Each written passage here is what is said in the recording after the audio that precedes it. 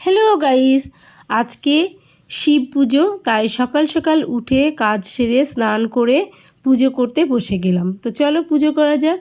এইটা হচ্ছে আমার ঘরের শিব ঠাকুর। 12 মাস আমি এই ঠাকুরটাকেই পুজো করি, আর আজকের দিনেও আমি এই শিব ঠাকুরটাকেই পুজো করি, মন্দিরে যাই না। তো দেখেছো, প্রথমে আমি ঠাকুরটাকে ঘি, মধু আর দই মাখিয়ে নিলাম, তারপরে পরিষ্কার জল দিয়ে স্নান করিয়ে নিলাম। তোমরা কে কে এইভাবে পুজো করো আমাকে জানিও। তারপরে আমি পাত্রটাকে চেঞ্জ করে নিলাম। এইবার ফুল ফল চন্দন নিবেদন করব ঠাকুরকে। প্রথমে আমি আকন্দ ফুলের মালা পরিয়ে নিলাম, তারপরে ধুতরা ফুল, নীলকণ্ঠ ফুল, গাঁদা ফুল দিয়ে পুজো করলাম। আর এখানে আমি 5 রকম ফল দিয়েছি, সেটা হলো শসা, আতা, কলা, বেল আর ছোট্ট একটা ধুতরা ফল। এই 5টা ফল দিয়েছি। আর এখানে আছে প্রসাদ ঠাকুরের।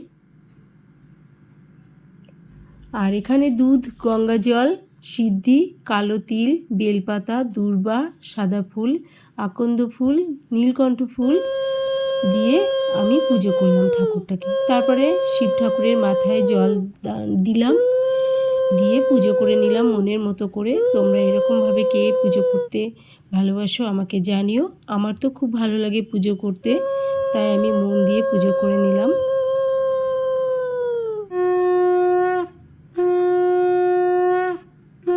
আর তোমরা কে কে বাড়িতে পুজো করো আর কে কে মন্দিরে পুজো করো আমাকে কমেন্ট বক্সে জানিও। তবে আমি নীল ষষ্ঠীর দিন মন্দিরে গিয়েই পুজো করি।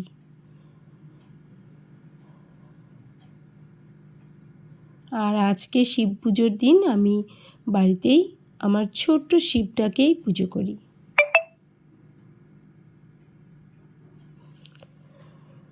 তো আমার ভিডিওটা তোমাদের কেমন লাগলো জানিও, আর লাইক শেয়ার কমেন্ট করে চ্যানেলটি সাবস্ক্রাইব করে পাশে থেকো। আর ফেসবুক থেকে দেখলে অবশ্যই পেজটি ফলো করে সাপোর্ট করো, পাশে থেকো। তোমরা সবাই ভালো থেকো, সুস্থ থেকো।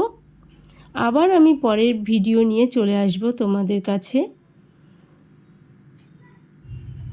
আর জানাতে ভুলো না আমার পুজোটা তোমাদের কেমন লাগলো। কেমন?